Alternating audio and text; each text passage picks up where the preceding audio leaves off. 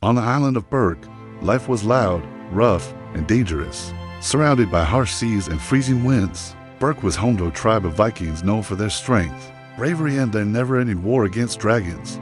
Dragons raided their village constantly, stealing livestock, burning homes, and leaving destruction in their wake. But to the people of Berk, fighting dragons was just another Tuesday. It could strike in the blink of an eye and disappear into the shadows. But somehow, Hiccup hid it. He saw the shadowy figure crash into the forest beyond the village, but no one believed him. It didn't roar or blast fire. It just looked scared, just like Hiccup. Hiccup returned to the village, confused. Why didn't it kill him? Why didn't he kill it? For a long moment, they stared at each other, both frozen in fear. Hiccup couldn't get the dragon out of his mind. He returned to the forest again, searching. Finally, in a hidden valley, he found it limping, unable to fly properly. Its tail fin was torn from the crash. At first, the dragon hissed, growled, and turned away. But slowly, something changed. One day, Hiccup drew a line in the dirt between them. The dragon growled. He drew another. The dragon growled again. But Hiccup stood his ground. The dragon crept closer. He used tricks, calmness, and understanding instead of brute force. What they didn't know was Hiccup was using what he learned from Toothless. But Stoic, his father, remained distant, thinking his son was finally learning to be a proper Viking warrior. He knew that dragons hated eels, loved being scratched in certain spots, and could be soothed rather than attacked. They were feeding something big and terrifying, hidden deep in the nest. Stoic was planning a massive attack against the dragon nest where all dragons supposedly lived, and brought food. He was determined to end the war once and for all. Then, suddenly, it pressed its head gently into Hiccup's hand. The truth was clear as Stoic and the Vikings attacked the nest. They would face a monster unlike anything they had ever seen. At first, Astrid screamed in fear, but then she saw the world from the sky. She saw what Hiccup saw, the beauty, the freedom. During a final training battle, Hiccup was chosen to kill a dragon in front of the village, but Stoic wouldn't hear it. In a rage, he locked Toothless in chains and set sail to find the dragon nest using Toothless to guide them. He stepped into the arena, face to face with a monstrous nightmare. Everyone cheered, but Hiccup refused to kill. He dropped his weapon. Hiccup looked at them and knew what he had to do. Instead, he tried to calm the dragon just like he did with Toothless. At the center, buried deep inside, was the truth, a massive, mountain-sized dragon that the other dragons feared and fed. It wasn't just a nest. It was a forced colony. Dragons were slaves, bringing food or being eaten themselves. The villagers were stunned. A night fury alive and friendly. She realized dragons weren't the monsters they were taught to fear. Hiccup realized the dragon couldn't survive without flying. It couldn't hunt. It was starving. Then, instead of killing the dragon, Hiccup cut the ropes and let it go. They laughed it off, thinking it was just another one of Hiccup's wild stories. In the middle of this fire-breathing chaos lived a teenage boy named Hiccup Horrendous Haddock III. Unlike the other Viking warriors, Hiccup was thin, clumsy, and preferred inventing gadgets to swinging swords. His father, Stoic the Vast, was the chief of the tribe, strong, loud, and everything Hiccup wasn't. While Stoic wanted his son to be a dragon-slaying warrior like the rest of them, Hiccup just didn't fit the mold. Every time he tried to help during a dragon raid, he caused more problems than solutions. He named him Toothless not because he didn't have teeth, but because they were retractable. Hiccup's father enrolled him in dragon training combat sessions where Viking teens learned how to fight and kill dragons. Astrid, a strong, fearless girl in his class, didn't think much of Hiccup at first. Neither did the other Snarlout, Fishlegs, Roughnut, and Toughnut. They all thought he was weak, clumsy, and soft. Toothless began trusting him. They formed a bond, a silent understanding. Hiccup even crafted a mechanical tail fin for Toothless and designed a special saddle that allowed him to steer the dragon while flying. But Hiccup was smart for his own good, some would say. During one of the dragon attacks, while the sky was lit with fire and chaos reigned all around, Hiccup slipped away with one of his inventions, a bola shooting device meant to capture dragons. He aimed it high into the sky, locked eyes on the fastest, most dangerous dragon anyone had ever seen, a Night Fury. No one had ever seen a Night Fury up close. It was fast, silent, and deadly. The next morning, curious and determined, Hiccup ventured into the forest alone. He followed broken trees, scattered branches, and claw marks until he found a dragon, trapped in a net.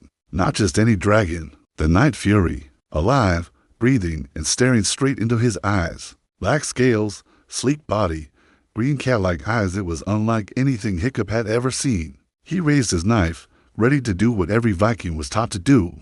But something stopped him. The dragon didn't fight.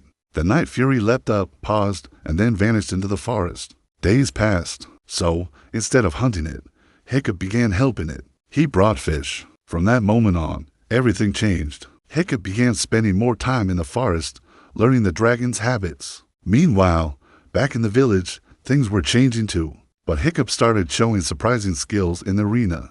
He wasn't the strongest, but he avoided dragon attacks better than anyone. He began winning training battles without harming a single dragon. People took notice. The teens admired him. Even Astrid was impressed. As Hiccup's secret grew, so did the danger. But Hiccup knew something no one else did.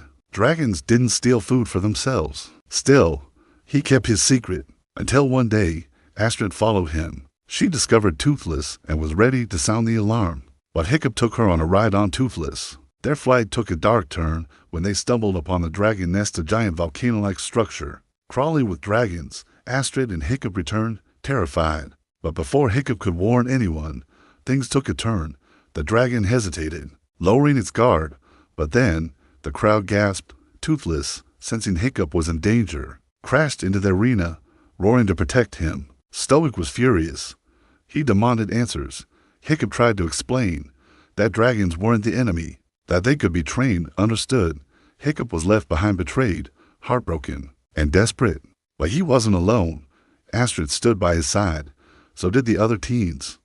He was no warrior, but he was a dragon rider. Hiccup stood on the edge of the cliff, his eyes locked on the disappearing sails of the Viking fleet.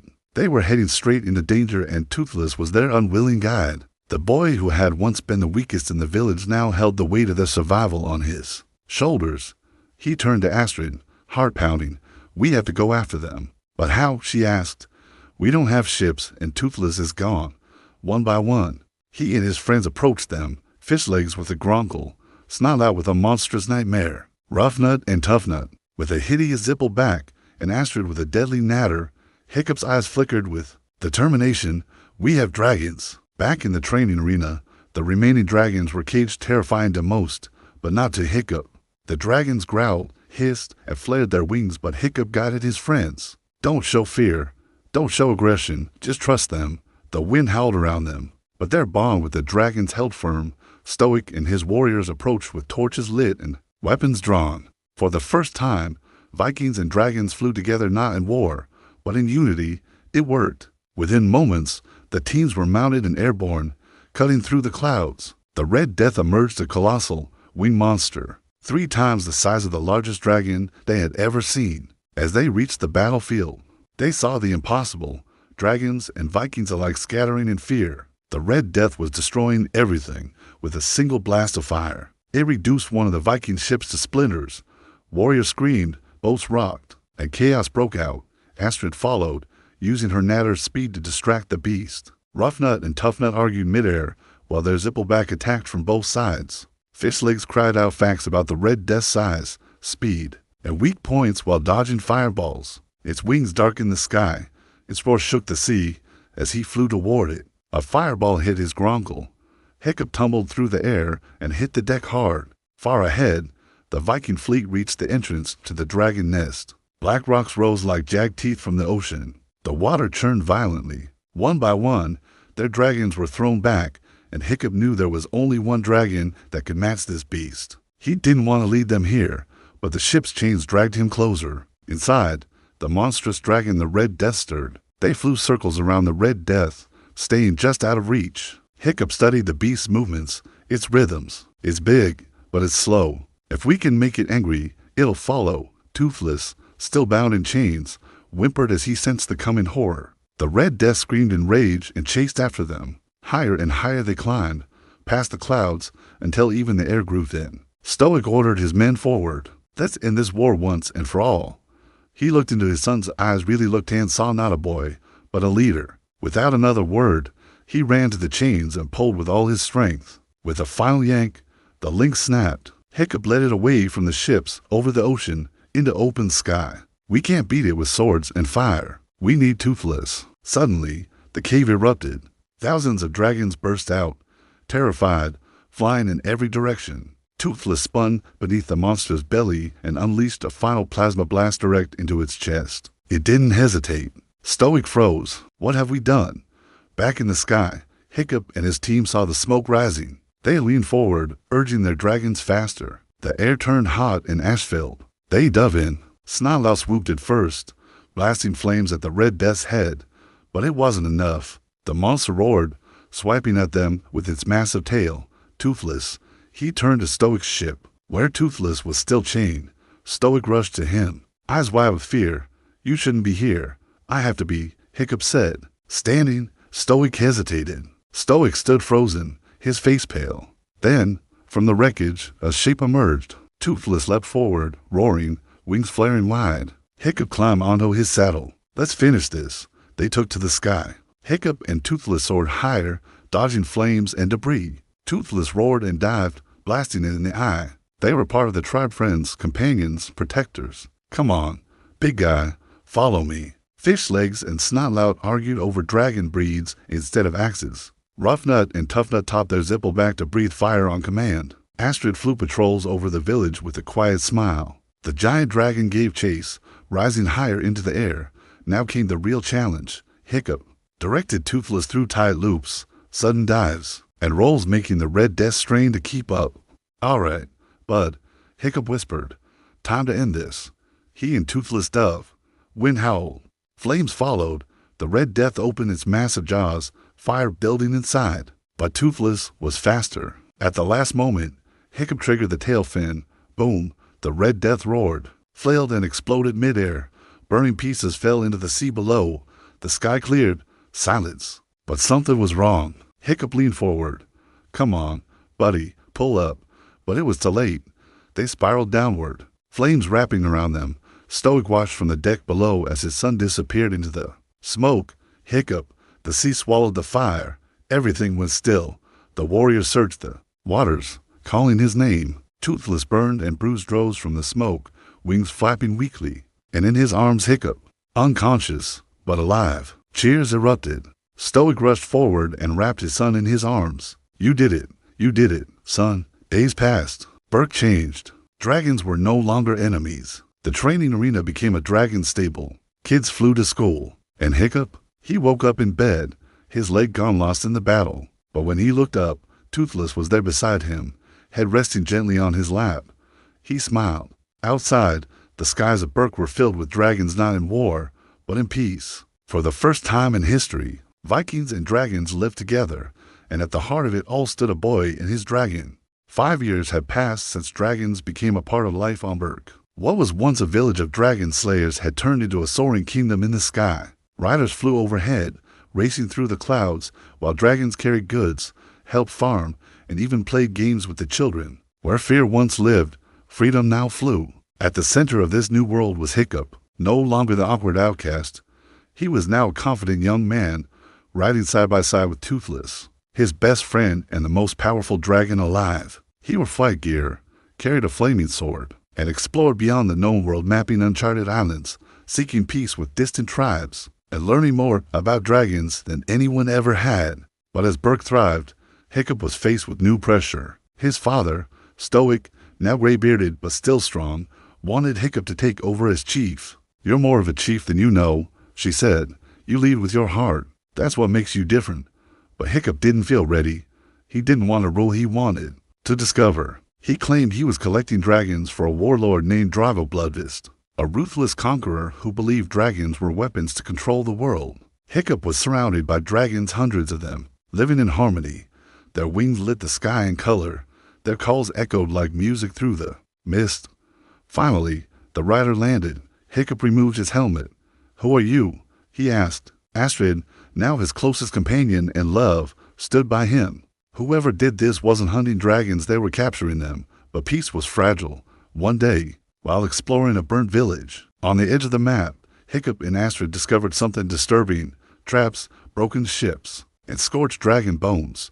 They found an armored man who called himself Arid, son of Arid, a dragon trapper. Hiccup flew home to warn Stoic, but when he mentioned Drago's name, Stoic's face darkened. She had left Berk years ago because she couldn't stand the killing. She had been captured by a dragon and taken here, but instead of dying, she discovered their secret. She showed Hiccup a massive alpha dragon called the Bewilderbeast, a giant creature that controlled all others with its roar. He keeps the peace, she said. They follow his command, not out of fear, but trust. He believed that if he could change his father's mind about dragons, maybe he could change Drago's too. They were intelligent, emotional, and capable of love. You will not go near that man, Stoic said, his voice low. I've met him before. He is death. But Hiccup didn't listen. He believed diplomacy could solve anything. He set off with Toothless to find him. Instead, he found something else, and behind him, his Bewilderbeast marched like a moving mountain of ice and bone. Far in the north, hidden in a floating fortress of ice, then a rider appeared masked, fast, and skilled. They circled each other midair, a dazzling aerial dance of skill and speed.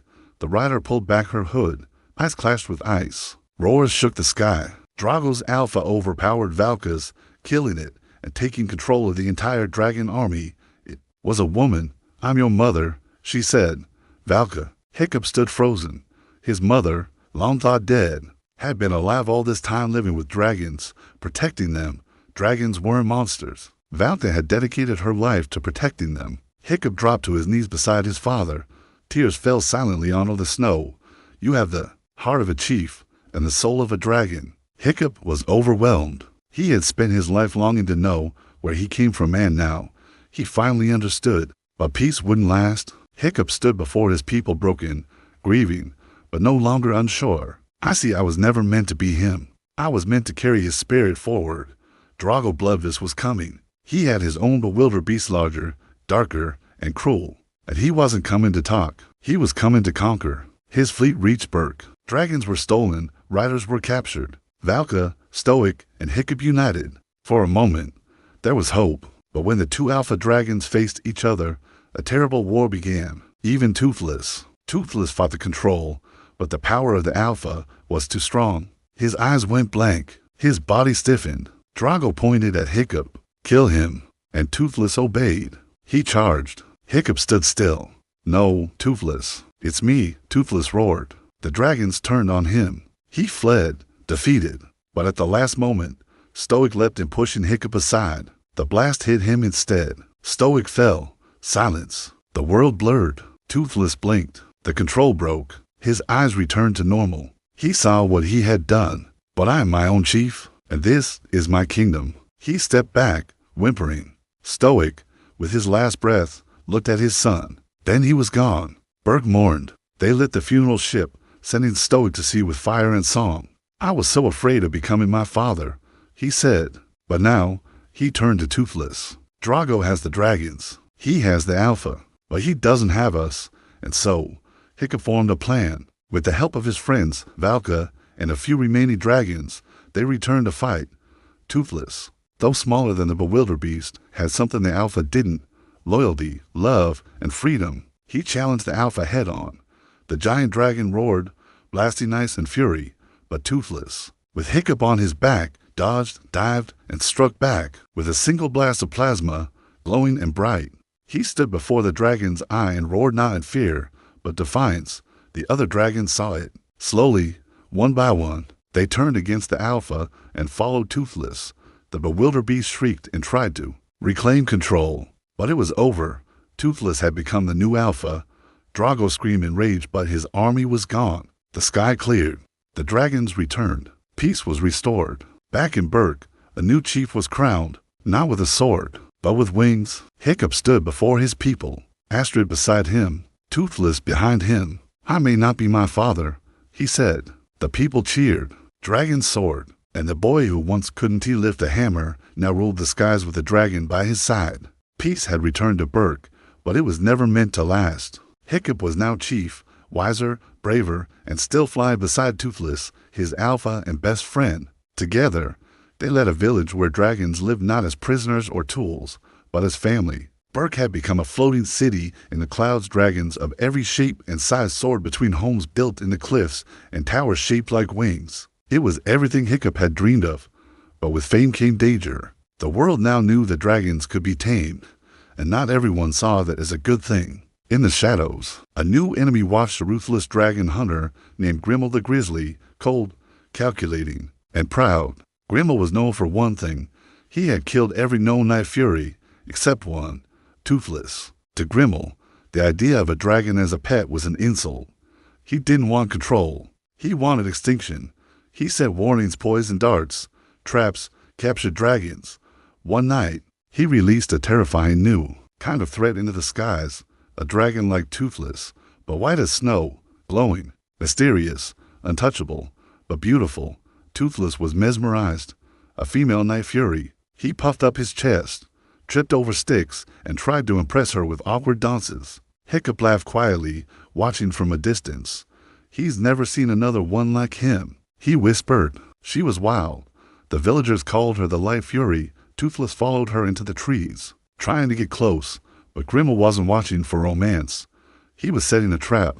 She showed him how to disappear into the sky, how to dive into clouds and vanish without a sound. He was falling in love, and she was beginning to trust him. He wanted Toothless to follow the Light Fury and lead him straight to Berk. Hiccup sensed the threat growing. He knew Berk could no longer stay hidden, so he made a bold decision. We leave Berk. Dragons filled the skies, the rocks, the river's colors unlike anything Hiccup had ever seen. The villagers gasped. We can't keep living on the edge of danger, Hiccup said. There's a place my father once spoke of, a legend, a hidden world, far beyond the edge of the sea, where dragons live free. If we find it, maybe we can finally give them the safety they deserve. With heavy hearts, the people of Berk packed up their lives, mounted their dragons, and took to the sky an entire village in flight.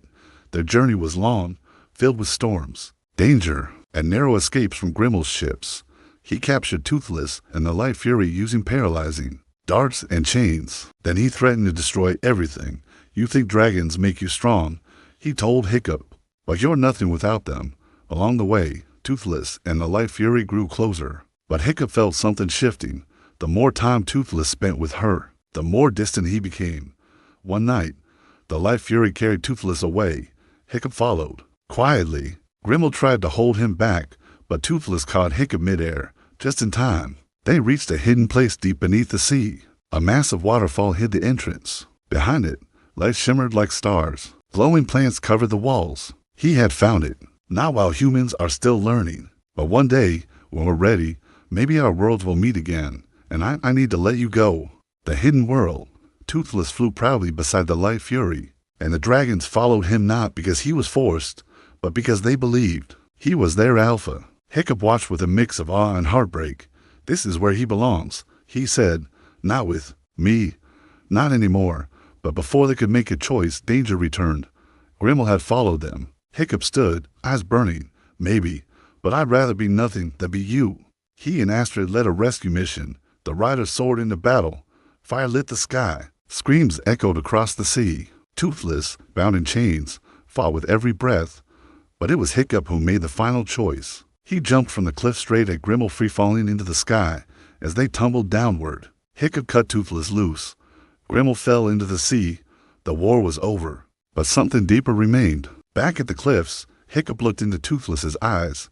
You've led your kind to freedom. You've found love. Toothless blinked, confused. This world isn't safe for you anymore, Hiccup said. He took off the saddle. Toothless stepped forward, nuzzled his head into Hiccup's chest, and let out a soft, trembling breath. It was goodbye. The Light Fury landed beside him. With a final look back, Toothless spread his wings, roared, and disappeared into the clouds, his kind following him into the hidden world. Berk returned to the sea. The dragons were gone. Life moved on. Years passed. Hiccup and Astrid were married. They had children. They ruled Berk with wisdom, peace, and memory. One day, sailing beyond the fog with his family, Hiccup saw something on the horizon, a flash of black wings. Toothless, older now, stronger, and beside him, the Light Fury and the small night-light dragons. Playful and bright, they hovered in the air, unsure. Hiccup stepped forward, and Toothless remembered. He landed. Man and dragon touched foreheads, as they had so many times before, not as rider and steed, but as brothers, and in that moment, the sky was whole again, because even when you say goodbye, real friendship never ends.